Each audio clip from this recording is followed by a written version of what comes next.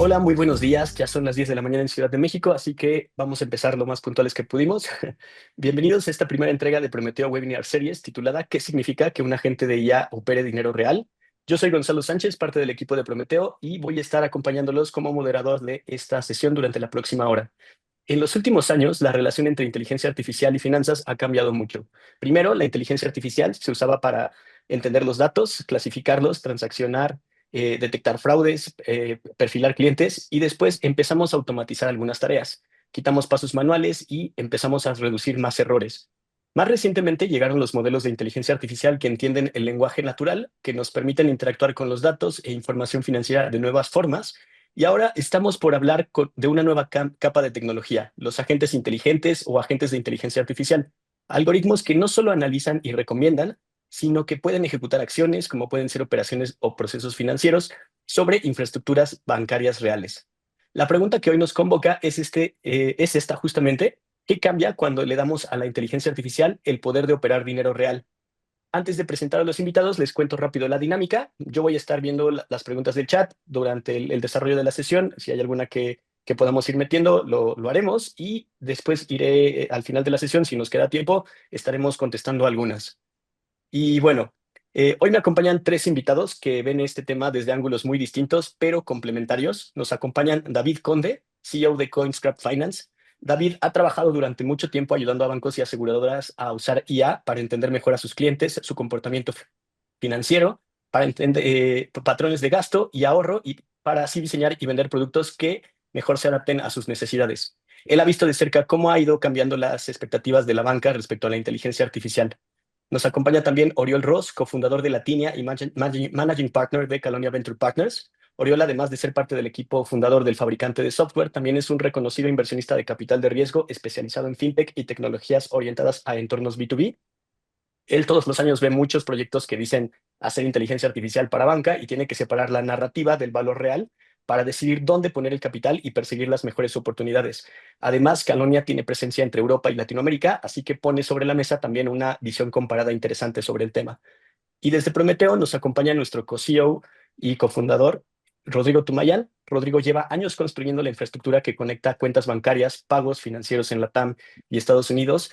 Y ahora también estamos dando el siguiente paso, habilitando nuestra red que ya conecta a más de 1,200 instituciones financieras a través de una nueva capa que hemos denominado Agentic Banking, donde los agentes de inteligencia artificial pueden operar sobre rieles financieros de forma segura.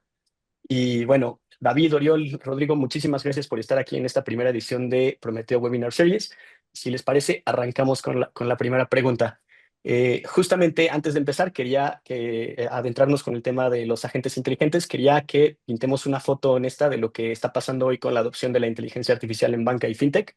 Por eso quisiera preguntarles a los tres, durante el último año, ¿cuál es el cambio o los cambios más notorios o importantes que han visto en la adopción de la inteligencia artificial en banca y fintech?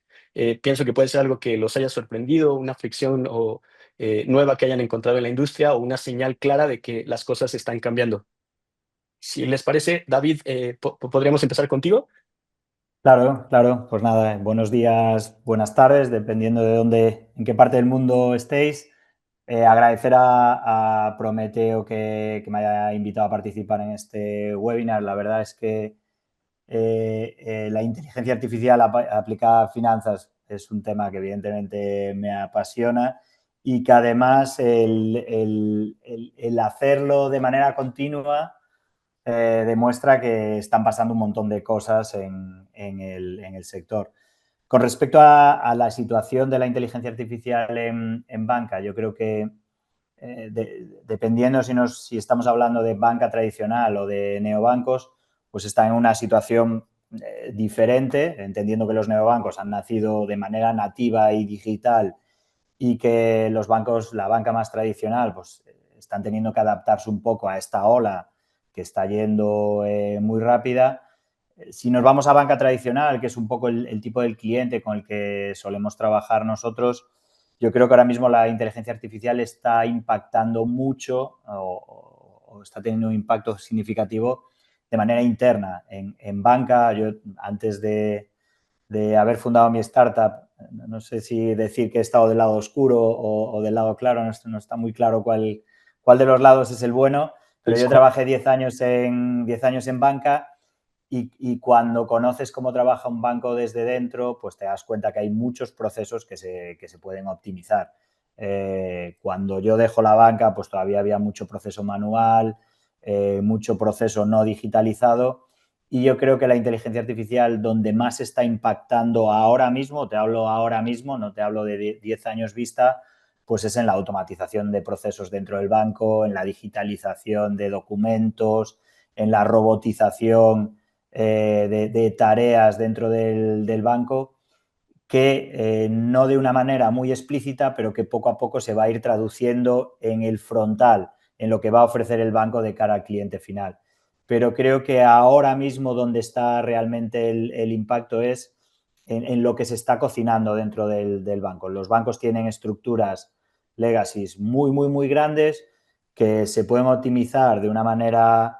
Es compleja la optimización porque al final tienes que combinar eso con que tienes muchas personas dentro de tu estructura, entonces está en un proceso muy delicado en el que tienen que aprovecharse de toda la potencialidad que te da la inteligencia artificial y a la vez pues tienes que combinar eso con el legacy en tecnología y con toda la estructura de personas que tienes. Pero yo personalmente, nosotros estamos ayudándoles desde la parte interna hacia el exterior en Coinscraft Finance, pero creo que donde realmente está el cambio más importante ahora mismo es dentro de los bancos.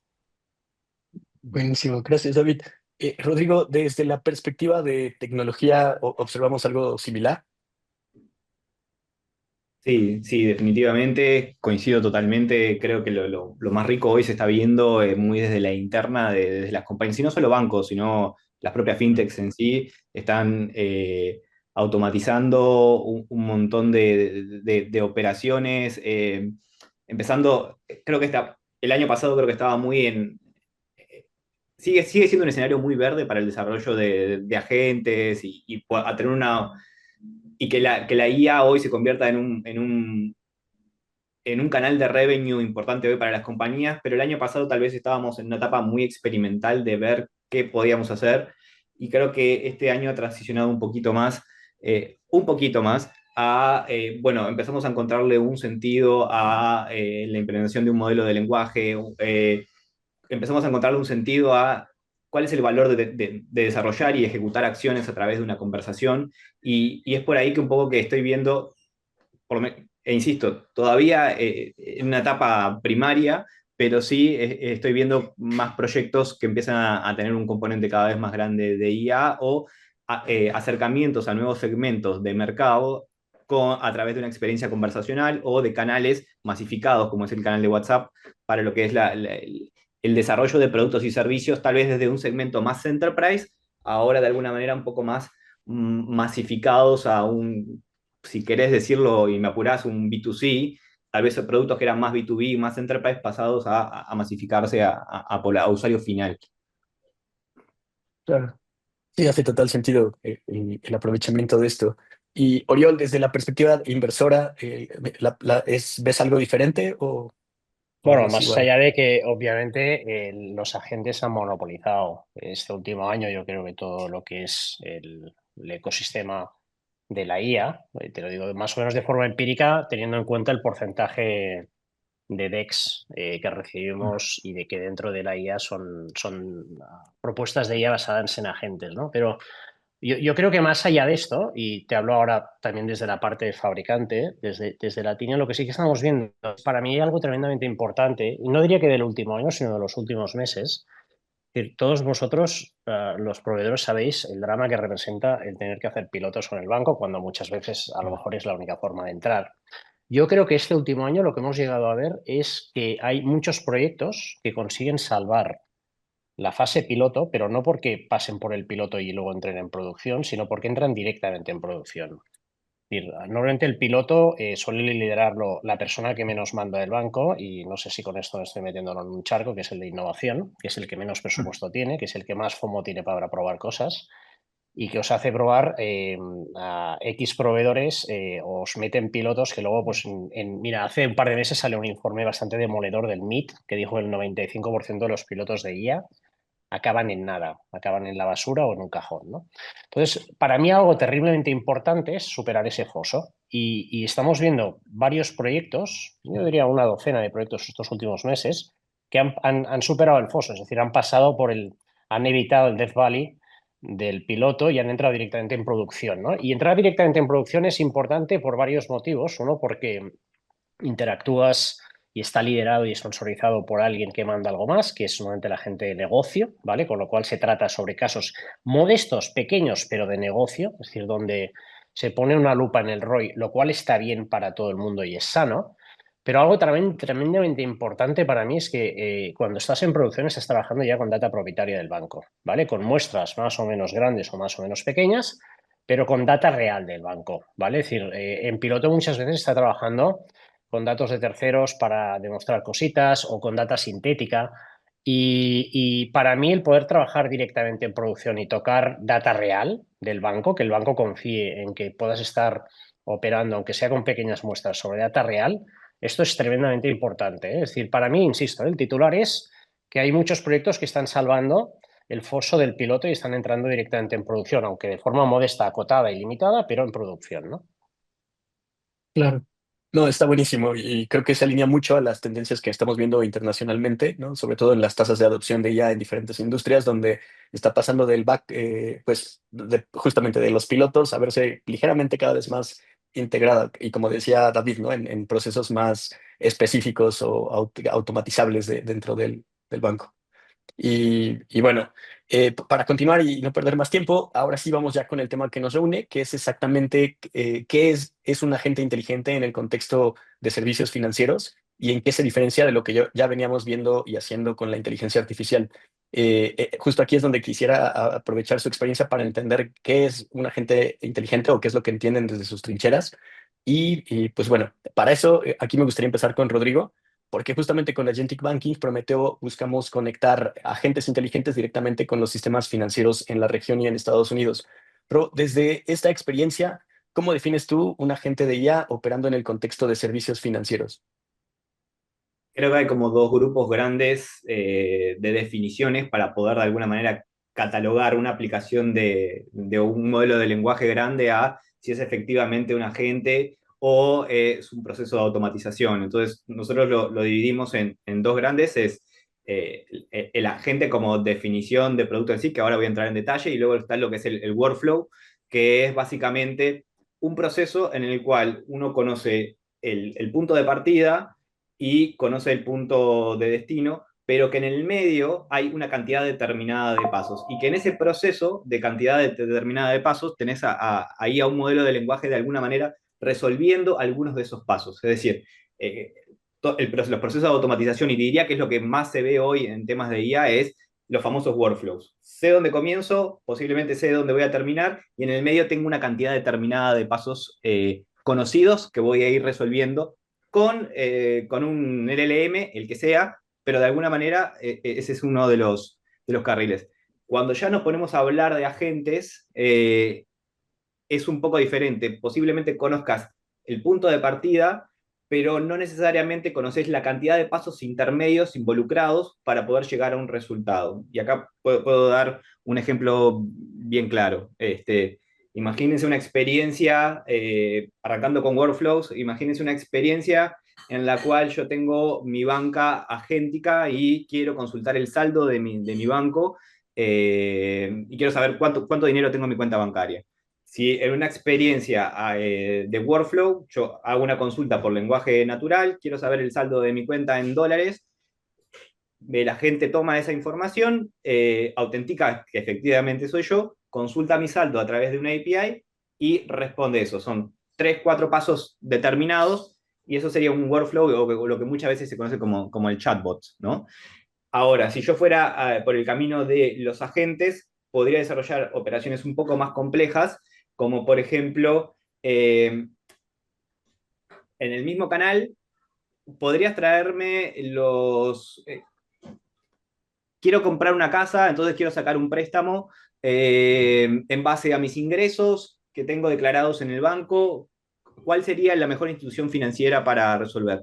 Y eso lo que abre es un montón de caminos para la gente donde no solo tiene que salir a buscar N cantidad de instituciones financieras para las que te den un préstamo, sino que tiene que de alguna manera acceder a esa información, y ahí es donde empiezan a aparecer los problemas. ¿Cómo accede a esa información? ¿Las instituciones financieras están dando las interfaces para que puedan ser consumidas por agentes? Seguramente no. Entonces ahí entramos en la dinámica de, ok, tal vez hay un bot, un scrapping que logra sacar esa información de múltiples fuentes. Una vez que la saca, hace la emulación de los préstamos, tiene que ir en paralelo a consultar el saldo de mi cuenta bancaria. Para eso tiene que ver un historial de cuántos ingresos tengo, de toda esa información que está disponible. Está clasificada para identificar qué es efectivamente un ingreso salarial diferenciado de otro. Entonces, en definitiva, hay múltiples problemas con una serie de pasos que no necesariamente están tan determinados, y por lo cual en ese escenario, ahí definiríamos que es efectivamente un agente de IA resolviendo ese tipo de problemas. Después, si quieren, entramos en los detalles de las complejidades asociadas a por qué esa es parte de la promesa que todavía cuesta cumplir, pero eso a nivel de definición entraría como un agente. Perfecto, gracias, Ro. David, Rodrigo hacía la comparativa del chatbot con el agente. Justamente algo que me viene mucho a la mente es que cuando llega un banco con un proveedor de tecnología y dice que vende inteligencia artificial, pues seguramente llega con este discurso de, bueno, estoy interesado en implementar inteligencia artificial, pero mezcla dentro de este engrudo todo, ¿no? La parte analítica, la parte de automatización, los chatbots y ahora seguramente la parte de los agentes. Desde tu experiencia con bancos y aseguradoras, ¿cómo se educa o se guía al cliente? O más que se guíe, ¿cómo se entiende exactamente qué es lo que está buscando? Y al momento de venderle la inteligencia artificial, pues, ¿cómo lo aterrizas con él sin venderle promesas incumplibles hoy con las capacidades actuales, pero que tampoco se queden cortas del potencial que tiene? Claro, sí, lo contaba Rodrigo perfectamente. Al final, esa visión de banca del futuro donde un agente va a ser capaz de, en base a tus necesidades, va a ser capaz de hacer todos los pasos que se necesitan como para poder tener la mejor oferta de la hipoteca, incluso contratarla, yo lo veo clarísimo. Ese es el futuro de la banca, seguro. Probablemente contratemos. Hay una persona aquí en España que en una mesa redonda escuché una palabra que dice que probablemente el futuro de las operaciones bancarias no se vayan a hacer nunca en una app en el futuro. Porque seguramente como está pasando con Shopify o las empresas de e-commerce donde tú ya puedes hacer compras directamente en ChatGPT, probablemente contratemos producto bancario en otro sitio diferente a la app del banco.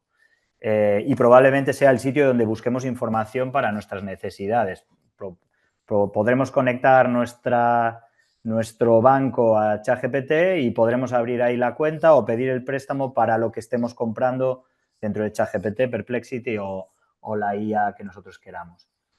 Pero incluso hace nada estuve en Estados Unidos y probé las Ray-Ban Digital, tuve la oportunidad de probar las Ray-Ban Digital y es que veo, no sé si las conocéis, pero la Ray-Ban Digital te permite ver en unas gafas que puedes llevar por la calle sin llamar mucho la atención, puedes ver aplicaciones, gráficas, te traduce lo que te están hablando en tiempo real. O sea, es un entorno perfecto para poder interactuar con tus finanzas. Con lo cual, estoy convencido que el futuro de la banca, y probablemente esta sea una pregunta en algún momento, pero que el futuro de la banca va hacia ahí, Zalo.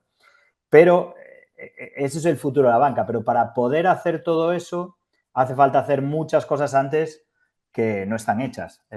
Nosotros, por ejemplo, en Coinscap lo que hacemos es ayudar a los bancos a entender los datos transaccionales, esos datos de pago e ingresos. Les ayudamos utilizando procesamiento de lenguaje natural, que es inteligencia artificial. Les ayudamos a entenderlos y poder utilizarlos para hiperpersonalizar la experiencia de usuario. Resulta que solo el 10% de los... Podréis pensar, pues seguro que los bancos ya están analizando esos datos. Pues no es cierto. Solo el 10% de todos los datos que se generan en el entorno bancario están siendo aprovechados para hiperpersonalizar la experiencia de usuario, para mandar notificaciones como hace Latinia.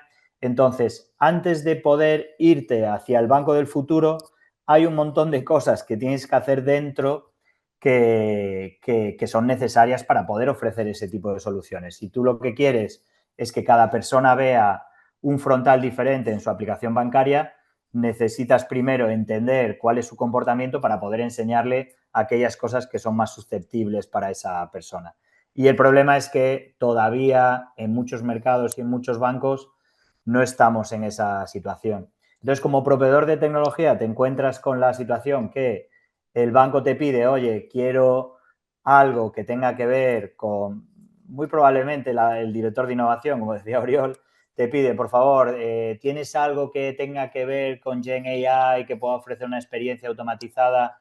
Y sí lo tenemos, pero claro, antes de poder utilizarlo, el banco tiene que hacer una serie de pasos internos que no son tan sexys dentro del banco, pero que si no los hace, pues probablemente no vaya a poder aprovechar toda la ola de la inteligencia artificial.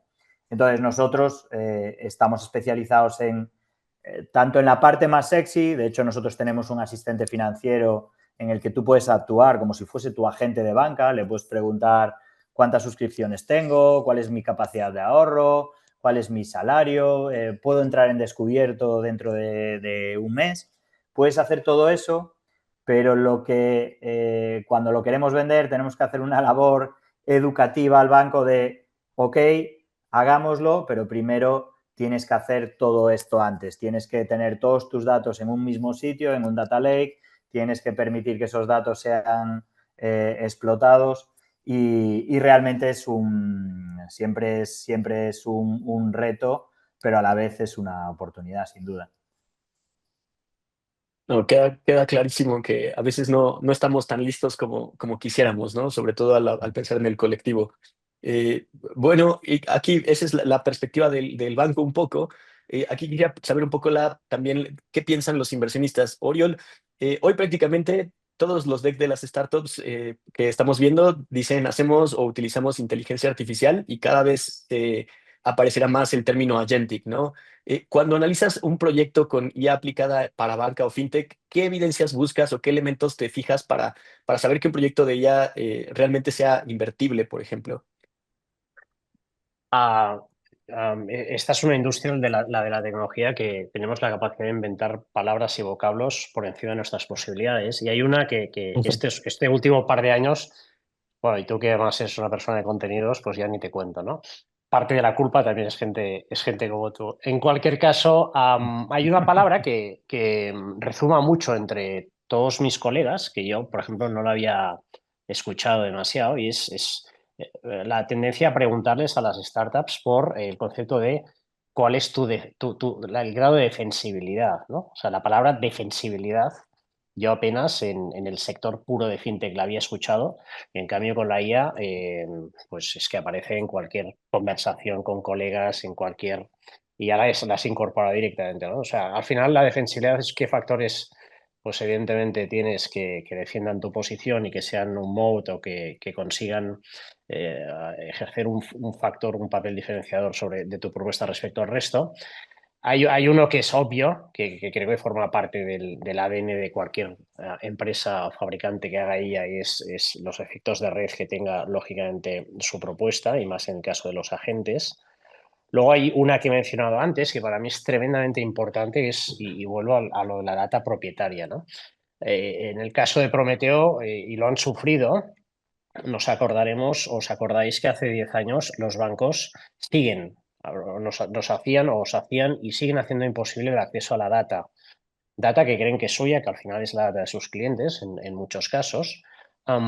Y esto pone en evidencia el valor que evidentemente los bancos daban a los datos supuestamente propietarios suyos, ¿no? Esto lo vimos con el caso de los agregadores, con los bancos, y lo estamos empezando a ver con la IA, donde ciertas empresas están empezando a poner en dificultades o a poner barreras o a dificultar básicamente vía las APIs que hasta ahora tenían abiertas y de libre disposición para que terceros accedan a los datos de sus clientes. En ese caso, lo estamos viendo con Meta a través de WhatsApp. Hay varias startups que habían montado prácticamente su negocio en base al acceso que tenían de WhatsApp. Lo vimos hace también unas semanas, me contaban el caso de Salesforce, que está poniendo bastantes barreras para que la gente acceda a las APIs de Slack, ralentizando muchísimo el tráfico, por ejemplo. Es decir, la data propietaria es un factor absolutamente indiscutible y poder ver o tener la percepción de que esa startup tendrá acceso y sabrá manejar data propietaria es algo tremendamente importante. En el otro extremo leía también el otro día, y partiendo de la lógica de que este es un recurso escaso, todo lo contrario, es un recurso abundante en todas las empresas chinas que están haciendo IA de vigilancia para el gobierno chino. O sea, el gobierno chino entrega todos los datos, la data propietaria de los ciudadanos, o sea, es el paraíso para cualquier proveedor que quiera trastear con data y darle valor, ¿no? Partiendo de que la data propietaria o el acceso a la data propietaria es el auténtico activo, pues ponían como ejemplo el paraíso absoluto, ¿no? Es decir, los gobiernos, o el gobierno chino en este caso, para toda la gente que está haciendo IA de vigilancia, les entregan los datos de los ciudadanos, vamos, con una extrema facilidad, ¿no? Luego para mí, y esto viene más de mi periodo en Latinia, valoramos mucho que el emprendedor o la fintech tenga la visión de lo que es un despliegue y la integración dentro de un banco, ¿vale? Es decir, así como la parte comercial, el founder normalmente después de haber tocado 2 o 3 meses a un banco ya sabe que aquello va para largo, ¿vale? Es decir, no te sabrá decir si es un año o 2 años, pero sabe que en 3 meses no le va a vender esto a un banco. Todo lo que es la parte de integración, y con esto no estoy pidiendo un diagrama de Gantt, pero sí tener, o más que la visión, la conciencia de que a qué tuberías o por dónde hay que mover el producto dentro del banco, ¿no? Es decir, tener más o menos una conciencia. Esto es algo que evidentemente se aprende con los años y con la experiencia, con lo cual un second time founder pues ya lo sabrá, pero sí que estamos viendo que básicamente en muchos casos se está produciendo esta lógica de intentar entender o entrever si el fundador es capaz de realmente vislumbrar el tiempo que le va a demorar o por dónde va a tener que conectarse a la hora de enchufarse dentro de un banco, ¿no? Y esto es una cosa que en una primera conversación ya ves, ¿no? Y lógicamente luego pues un tema de distribución, de que el producto viaje bien, ¿no? Pero sobre todo me quedaría con el tema de la data y el tema de la visión sobre la integración o el despliegue, un roadmap. Decir, oye, a ver, cuéntame, no hace falta que me pongas un diagrama de Gantt, pero cuéntame cómo te ibas a integrar y a dónde, ¿no? ¿A qué tipo de tuberías desearías integrarte o crees que es posible integrarte dentro de un banco, ¿no? Claro. Zalo, complementando lo que dice Oriol, nosotros que lo hemos sufrido, aún habiendo ya integrado cosas dentro de los bancos, o sea, la variabilidad que hay entre uno y otro es brutal. Y no voy a decir nombres, pero nosotros una integración llegamos a estar prácticamente 2 años para poder hacerla. Pero 2 años no que el proyecto se dejase de lado y se volviese a retomar. No, 2 años en los que se estuvo hablando, primero iba a estar ubicado en un sitio, iba a tomar la data de un sitio, luego lo cambiaron. O sea, y son 2 años que si no conoces esto y no estás bien financiado, pues son 2 años que te pueden matar a la startup perfectamente, vamos. Y ahí sumo Claro. también, creo que hay un punto que lo hemos mencionado, pero creo que de distintas maneras, es la estructuración de la data es esencial Mm. para cualquier proyecto de IA que venga después. Y creo que buena parte de Latinoamérica en ese sentido, a nivel banca, se perdió de alguna manera de subirse a esa ola de Open Banking, donde de alguna manera termina siendo como el predecesor de lo que iba a suceder después, que es, si queremos hablar de agentes, si queremos de alguna manera empezar a ofrecer servicios enriquecidos para nuestros clientes, el paso era estructurar la data, y creo que muchos países de Latinoamérica ya veían Open Banking como un problema de compartir lo que ellos creían que era su data con otros. Entonces nos perdimos la oportunidad de estructurar la data. Y ahora que no la tenemos estructurada, viene IA y queremos resolver un montón de cosas, pero es decir, queremos caminar sin pies, y creo que ahí es como buena parte oportunidades perdidas de las tendencias tecnológicas, que como toda tendencia habrá cosas que no tuvieron tanto sentido o se inflaron mucho, pero puntualmente Open Banking es una tendencia de infraestructura y sobre la infraestructura es donde se construyen los próximos proyectos. Y creo que los países que no lograron de alguna manera conceptualizar eso, ahora están 2 casillas atrás de esa conversación. Y creo, perdón por completar eso, perdón, Zalo, por completar eso, Rodrigo, creo que parte de la razón, y esto es una opinión muy personal, pero parte de la razón por la que algunos bancos y mercados se lo perdieron es porque los bancos todavía ganan dinero con sus canales tradicionales. Esto aquí en Europa es muy diferente. Aquí en Europa conseguir un cliente nuevo es muy complicado, se lo tienes que robar a otro banco, con lo cual el entender el comportamiento de tu cliente en otro banco pues es muy valioso.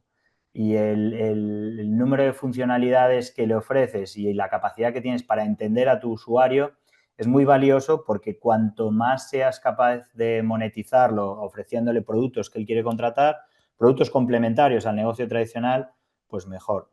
En Latinoamérica, y dependerá mucho del mercado, todavía el margen ordinario prestando y captando depósitos es muy alto, lo que ha hecho pues que a veces pues el banco creo que no le haya puesto la prioridad necesaria al entendimiento del usuario para poder ofrecerle el mejor producto de la manera más ágil. ¿Qué es lo que está pasando? Que la competencia está subiendo el nivel, o sea, cada vez vienen nuevos competidores ofreciendo cosas más innovadoras, y entonces, claro, ahora pues hay una prisa y hay una necesidad por elevar el nivel dentro del banco, pues que a veces los cambios que hay que hacer a nivel interno pues no son cambios de 3 meses, 6 meses, incluso de un año. Entonces, paradójicamente, creo que una de las principales razones de que no se haya desarrollado más es porque el negocio de los bancos en Latinoamérica pues todavía está yendo bien. A diferencia de Europa, que ganan en Que Latinoamérica ganan ganan... una ingente cantidad de dinero, a diferencia de los bancos Exacto. europeos que trabajan con márgenes muy pequeñitos.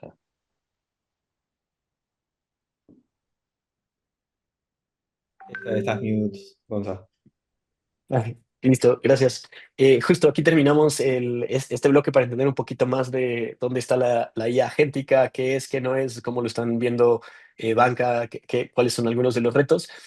Ahora me gustaría justo dar el siguiente paso hacia algo que nos preocupa a todos, que es cómo construimos confianza alrededor de estos agentes inteligentes.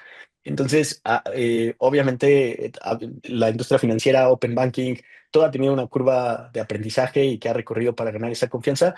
Aquí me gustaría preguntarles qué hace o cómo ven que un agente financiero pueda ser confiable, al menos para ustedes, desde sus perspectivas como quienes construyen la tecnología o como quien le invierte dinero para que esto escale, ¿no? Sí, ¿Empiezo yo? bueno, podríamos... Sí, sí, quien guste tomarla primero. No, pues empiezo yo. Sí, sí, está claro que o sea, un banco, y ya es una cosa que desde chiquitos se nos queda, nos explican y se nos queda casi un poco en la cabeza. Nos hablan de que un banco pues, es como un almacén de dinero, ¿no? O sea, no en vano incluso los primeros bancos sin oficinas que salieron en Europa hace 25 o 30 años, tuvieron que poner oficinas porque la gente no creía que aquello, o sea, oficinas en la calle para que como mínimo la gente tangibilizara la marca, ¿no? Y se nos quedó un poco que el banco es como un almacén de dinero, ¿no? O sea, al final el banco no es un almacén de dinero, el banco es un almacén de confianza y que tiene un cliente y hay algo que no puede romper, que es irreemplazable, que es lógicamente su credibilidad, su reputación, ¿no? El problema es que ese cliente también lo es del regulador, es decir, ese cliente también es un ciudadano que vota, con lo cual tenemos que entender que estamos en una cadena donde banco regulador van con el freno de mano puesto para evitar escándalos reputacionales o incidentes reputacionales.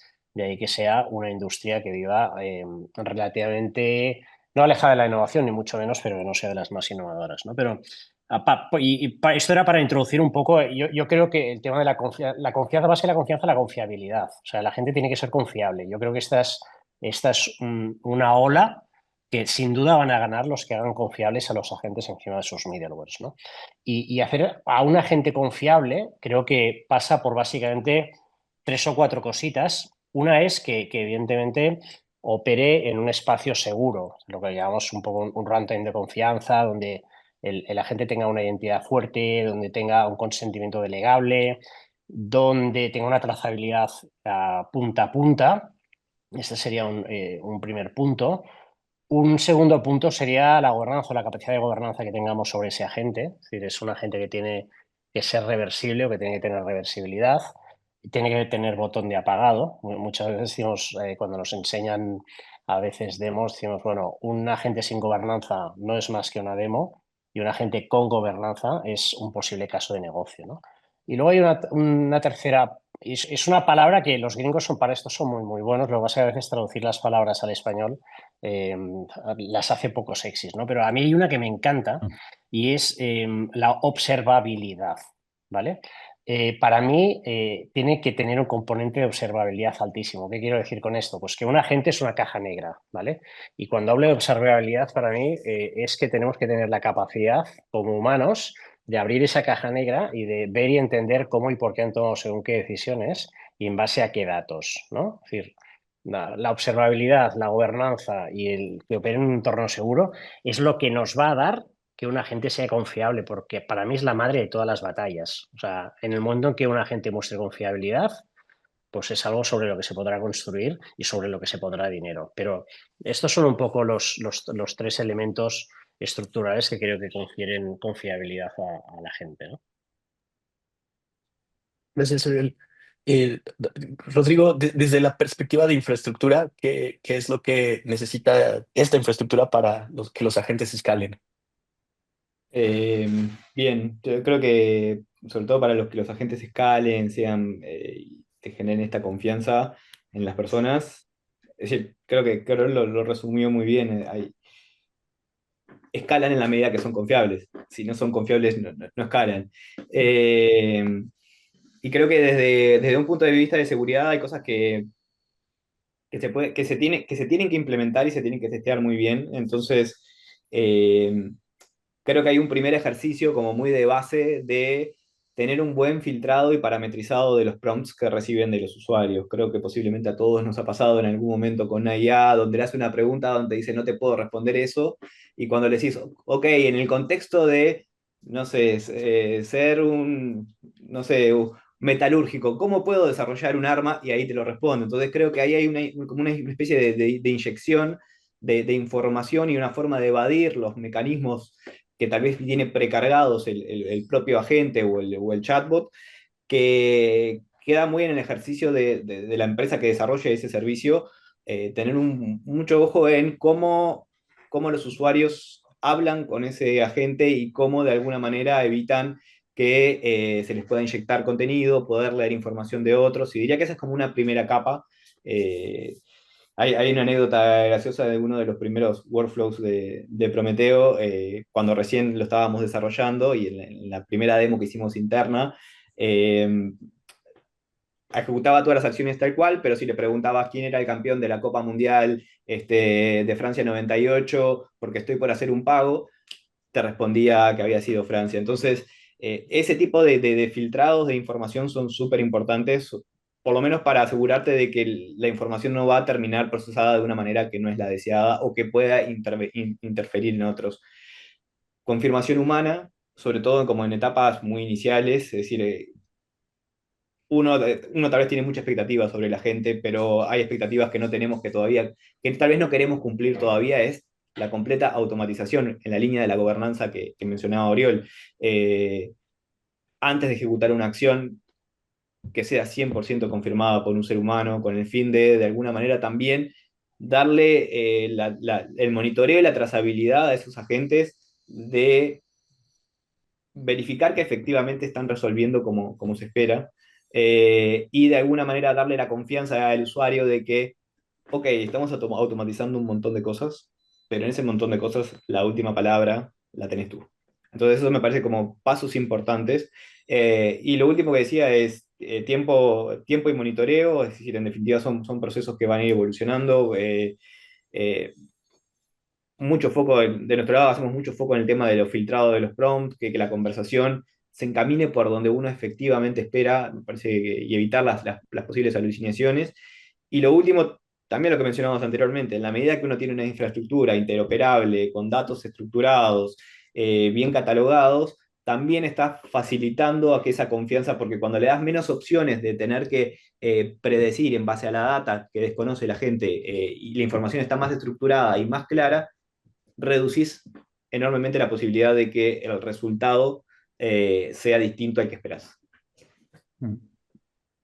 Y yo Zalo, por completar lo que han comentado Oriol y Rodrigo, creo que también, lo comentaba muy bien Oriol, al final la confiabilidad, que no sé si existe en castellano o no, pero la confianza es un activo del banco y realmente es tan importante que la confianza puede ser algo que mate a un banco. Hemos tenido ejemplos donde cuando se pone en cuestión la confianza de un banco y la gente va en masa a retirar los depósitos, pues suele ser el principio del fin, ¿no?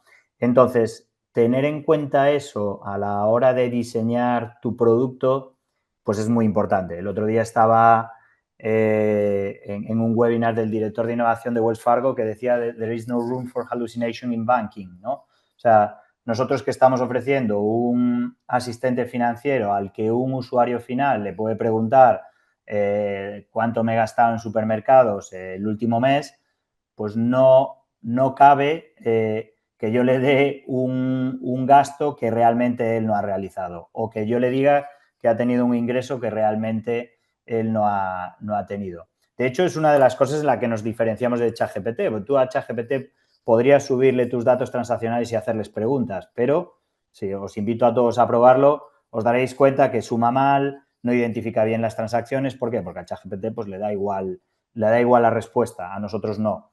Entonces, a la hora de diseñar el producto, nosotros, por ejemplo, que estamos ofreciendo este asistente virtual, que en un principio estaba pensado para el cliente final, lo que nos hemos dado cuenta es que tiene mucho valor también para el cliente interno. O sea, un usuario final le puede preguntar pues, cuál es mi capacidad de ahorro, pero para el agente que está tratando con ese cliente en vivo y en directo, pues también tiene mucho valor el poder preguntarle, oye, Oriol ha tenido algún ingreso importante en los últimos 3 meses para ofrecerle un producto de ahorro.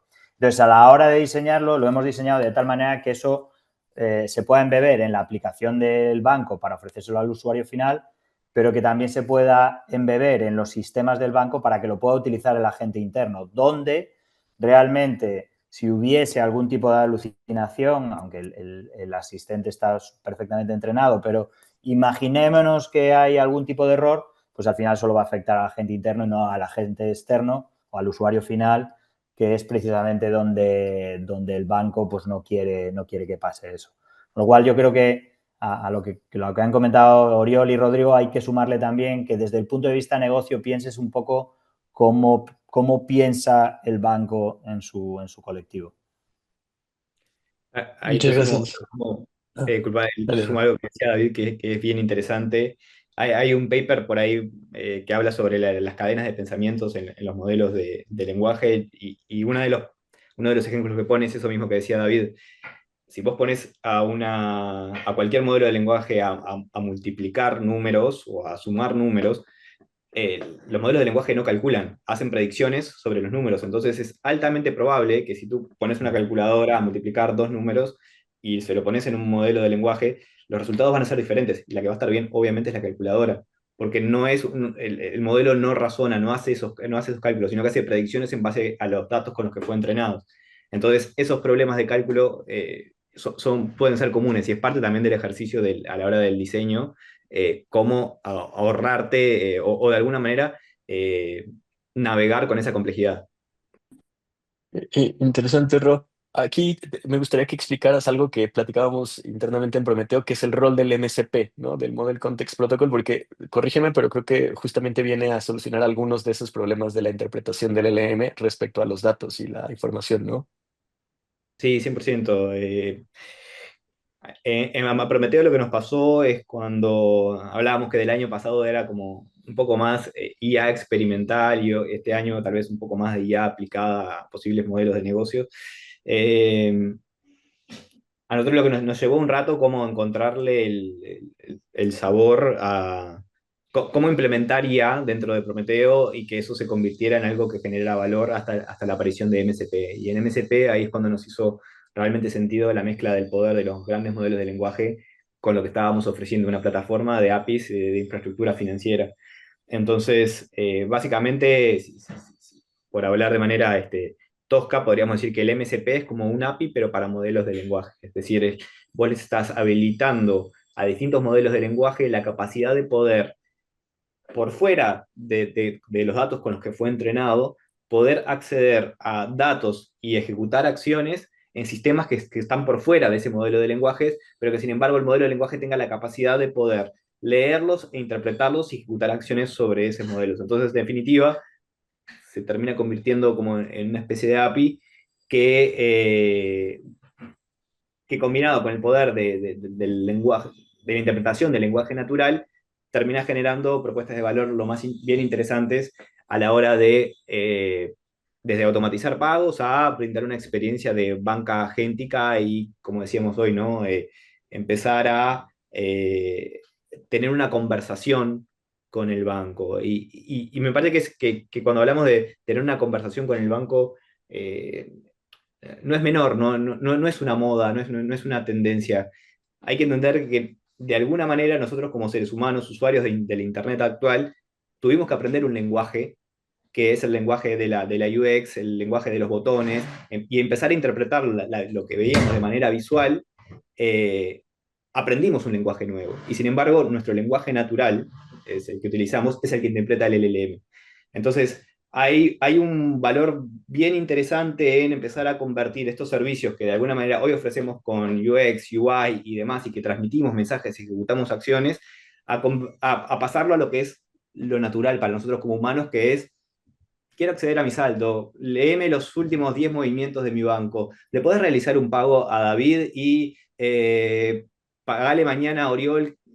Eso es más la experiencia bien humana y es un poco el camino que viene a cortar estos grandes modelos de lenguaje. Y todo esto lo podemos hacer gracias a la existencia de MSPs.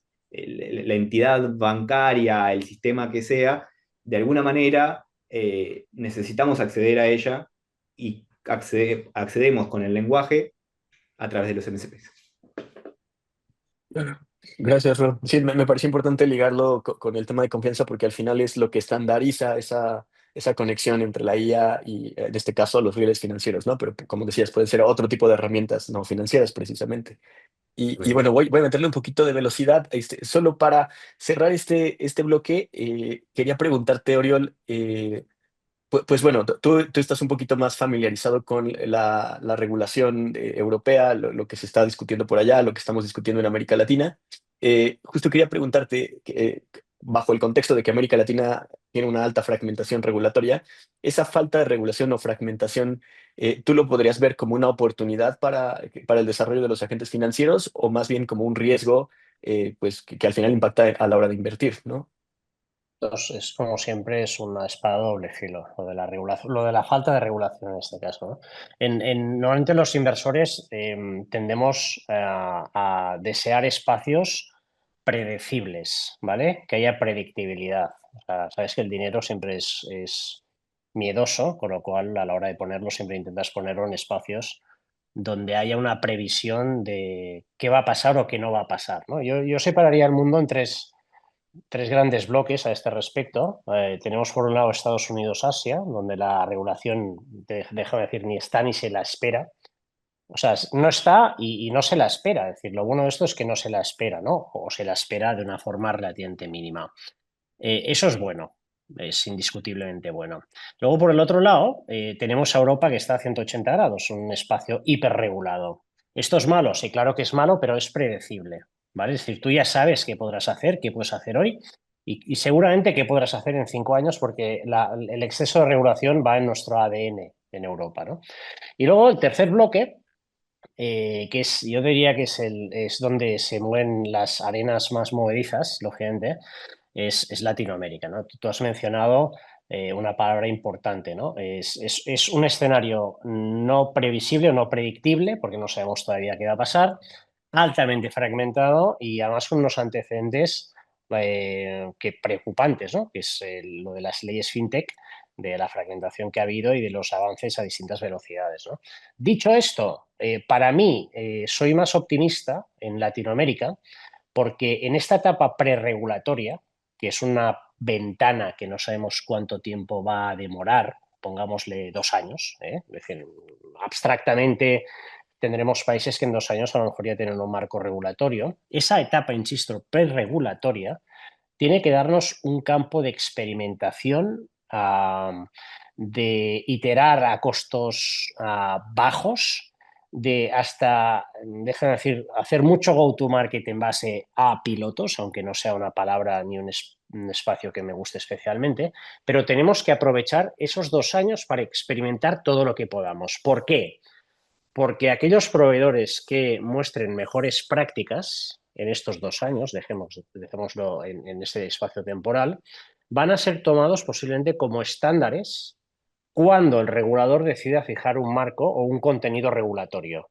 ¿Vale? Es decir, como bien sabemos, el regulador normalmente va más perdido, va absolutamente perdido, va por detrás, plantea hasta cierta inseguridad a la hora de hacer cosas y genera ciertas tropelías, pero el regulador de entrada, si de aquí 2 años ve que ha habido buenas prácticas, esas buenas prácticas las va a tomar como estándares y son los que van a definir posiblemente los contenidos del nuevo marco regulatorio. Y eso es excepcional. Tenemos que pensar en intentar llevar al mercado mejores prácticas que se conviertan en estándares y que sean la base en lo que el regulador se base a la hora de definir los contenidos del marco regulatorio, ¿no? Esto por un lado. Y luego tenemos el reverso tenebroso de todo esto, es en el caso, en el momento en que haya un incidente significativo, no os digo que ni un escándalo, sino algún incidente significativo, porque el patrón de cómo opera el regulador ante este tipo de riesgos, pues ya lo conocemos, y es que es Bruno con el mazo, operando de forma reactiva, abrupta, y os diría que lo peor de todo, posiblemente entregándole las llaves de la definición y de esos contenidos que antes hablábamos que podían estar en manos de las mejores prácticas por parte de los coinscraps o de los prometeos de la vida, entregándole las llaves de la definición de esa ley a los bancos, al criterio de los bancos. Y como bien sabemos, esto no es algo que los bancos van a participar, es indiscutible, pero que tenemos que intentar dar visibilidad en la medida de lo posible a todos esos proveedores que podáis estar llevando las mejores prácticas al mercado y que van a ser tomadas por ignorancia en el mejor de los sentidos, ¿no? Por parte del regulador. Si ven que no pasa nada y que se pueden hacer cosas y que las cosas están saliendo bien, se van a tener muy en cuenta, ¿no? Pero sabiendo esto, ¿no? Que tenemos ese reverso tenebroso, que es en el momento en el que el regulador se tapa los ojos y le entrega las llaves al banco y dice, banco, ya puedes empezar a regular. O, ayúdame, déjame decir, con tus criterios, y evidentemente son criterios que están basados en riesgos reputacionales, y eso no sería lo ideal, no sería lo ideal, ¿no? Y este es un patrón que está definido, que vamos, que hemos visto históricamente en todos los sitios, ¿no? Claro, como el Oriol, ayúdame a ayudarte. solo, Dale, dale. perdón, Zalo, solo un chascarrillo ahí que comentaba el otro día, estuve en una charla de un despacho de abogados que hablaba de cómo iba a afectar la regulación a la IA y acabo de buscarlo en ChatGPT para enseñar cómo regulamos en Europa el marco regulatorio de la inteligencia artificial en Europa, incluyendo todas las exigencias que nos van a pedir. Son 250 páginas de marco regulatorio que tienes que conocer. El marco regulatorio en China son 4 páginas, que evidentemente lo que te dice es que probablemente qué no puedes hacer a alto nivel, pero luego te deja manga ancha para que pruebes. Probablemente pisarás algún callo, pero te da un poco de libertad para...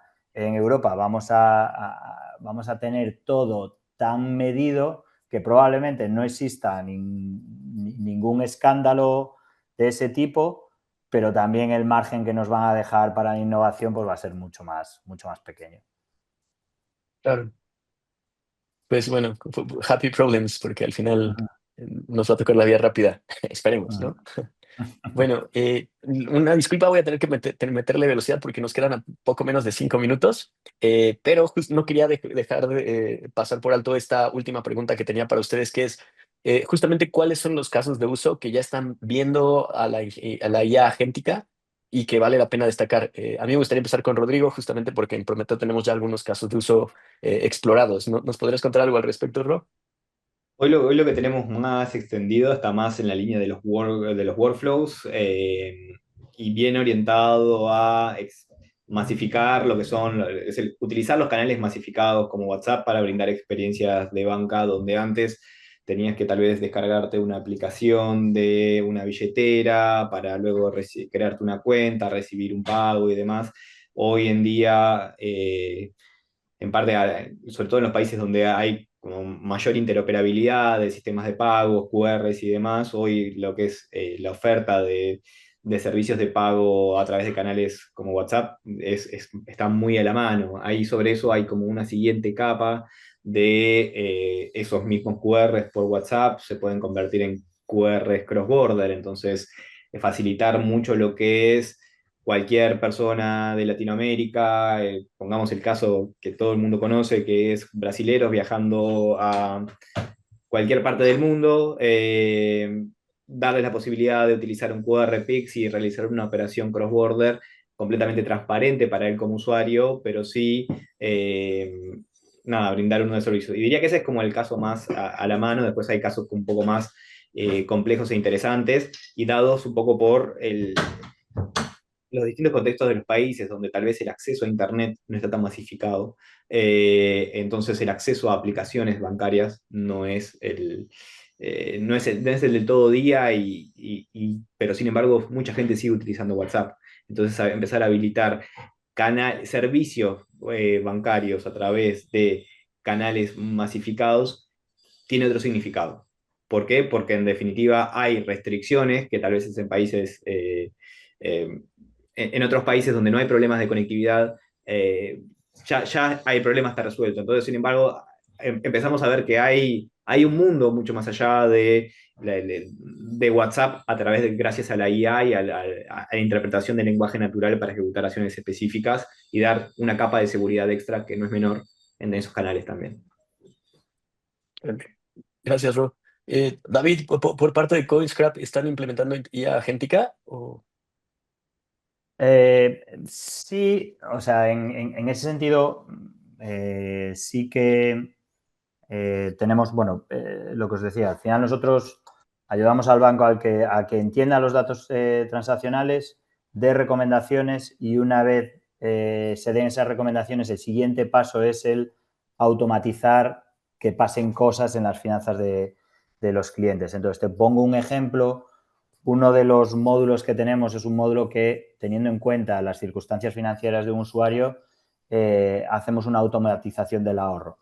Entonces, antes lo que hacíamos es, o lo típico cuando haces tu bolsillo del ahorro, pues sueles poner una aportación periódica de X euros o incluso pues el redondeo de lo que te gastas con la tarjeta o poder ahorrar un porcentaje del salario. Ahora lo que hacemos es, ¿por qué ahorrar una cantidad fija si las finanzas del usuario son variables, no son las mismas cada mes? Entonces lo que hacemos es el analizar mes a mes cuál es el patrón de ingresos y gastos del cliente y lo comparamos con cuál puede ser el del mes siguiente y a final de mes pues lo que le sugerimos es hacer una aportación a un producto de ahorro e inversión y si el cliente quiere fijar unos límites, esa aportación se hace de manera automatizada. Imagínate que yo ingreso $2.000 y tengo de gastos 1.800 y el mes que viene no voy a tener ningún gasto relevante, pues automáticamente esos $200.000, si están dentro de mi límite de ahorro, se aportan automáticamente a ese producto.